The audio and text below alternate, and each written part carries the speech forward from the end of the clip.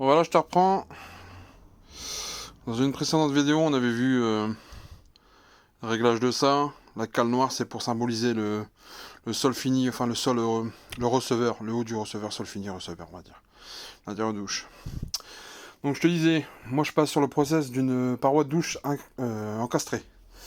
Donc il faut que tu fasses tes repères à 1 mètre du sol fini, donc du receveur, parce que moi forcément, comme tout le monde, la paroi de douche pose sur la tranche du receveur, ou quand c'est carrelé, bah de toute façon c'est au point zéro quoi. Donc les 1 mètre de tu repères, ça on s'en fout pour l'instant. Tu repères 1 mètre. Sur le receveur fini. 35 de plus et 60 de plus. Donc ça fait 1 mètre, 1 mètre 35, 1 mètre 95. Tu vois mon doigt? Ouais. Et en dessous des 1 mètre, 35 et après 50. Il y a une petite variante, tu vois. Ici on est 10 centimètres au-dessus en fait. Voilà. Après tu as ce genre d'équerre là à mettre. En fait c'est une équerre qui reprend les, les deux montants. C'est pour ça que les montants, il faut bien respecter l'anthrax. Le montant, il fait 50. Bon, regarde, j'avais tracé en haut. Je sais pas si tu verras. Attends, je vais zoomer un peu. Donc là, l'axe de la glace, d'accord, 67 par là, 67 par là. Grosso modo, ça te fait un jour de 34. 34, ouais, 34. 34 000. 34 mm entre les deux. Donc voilà. Et une fois que tu as tamponné ça, ils disent aussi de mettre, je sais pas si tu verras bien, là-bas là. C'est un cavalier avec un téton plus court que l'autre. Tu le glisses.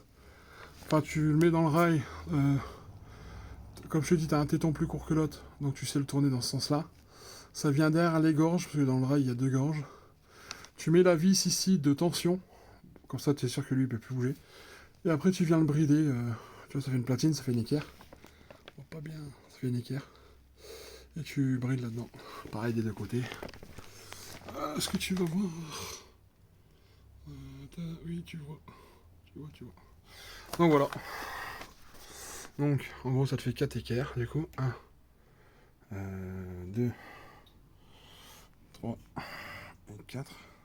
4, voilà. Tu fais ça. Tu mets ça, c'est ton gabarit.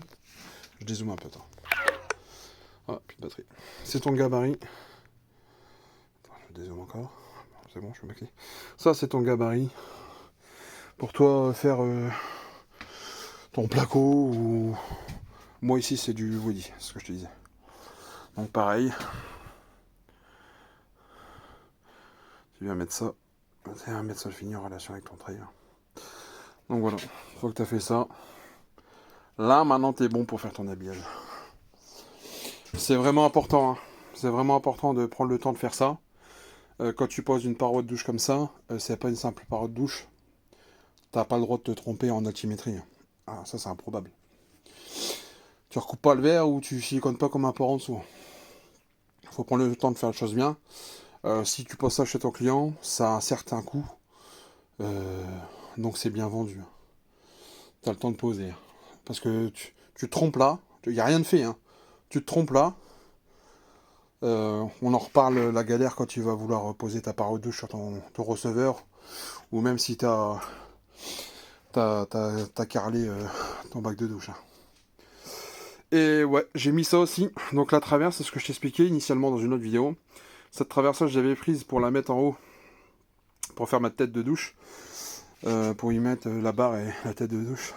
Parce que je passais sur le robinet encastré, c'est plus le pro, c'est plus le débat. Tu regarderas pourquoi.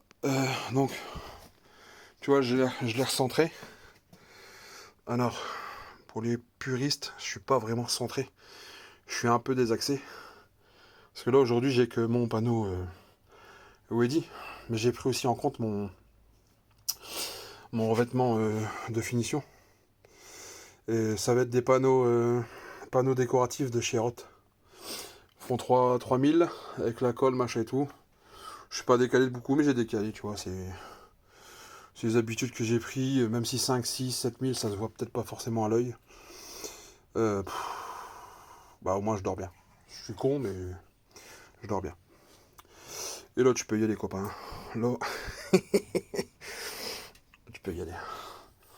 Joe va pouvoir se pendre, y a pas de problème. Enfin, c'est pas le propos, mais maman va pouvoir s'accrocher, on va dire. Hein, on peut faire ça, c'est mieux. Donc voilà. Et ouais, je sais pas si je t'avais montré aussi. Tu en vois bien la lumière là dans le dos. Ouf, oui, j'ai mis là. Voilà. Tu vois, après tu tamponnes ton montant. En fait, comme c'est un tube femelle dans un tube mâle, bah en fait pour éviter tout mouvement dans ce sens-là. Enfin, encore une fois, je sais pas ce qui ira faire relever le montant télescopique, mais bon, tu vois, tu viens le tamponner. Et là t'es tranquille. Là t'es tranquille. Comme ça c'est fait. Et ouais, pour les plus observateurs ici, je suis légèrement mansardé. J'ai pas grand chose, hein. J'ai une 10-12 degrés, je crois, de mémoire. Un peu plus peut-être, je sais plus. Mais ça va pas à 20, c'est sûr et certain. Et en fait, ici, tu as vu, c'était observateur. Attends, je vais zoomer un peu. Encore un peu. Ici, là. En fait, s'il est sur rotule, c'est un rivet pop, hein. Il est sur rotule, ce qui permet que, en fait, ton rail, il est toujours d'aplomb. Attends, je dézoome parce que c'est dégueulasse, en fait, que j'explique. Ton rail est toujours d'aplomb.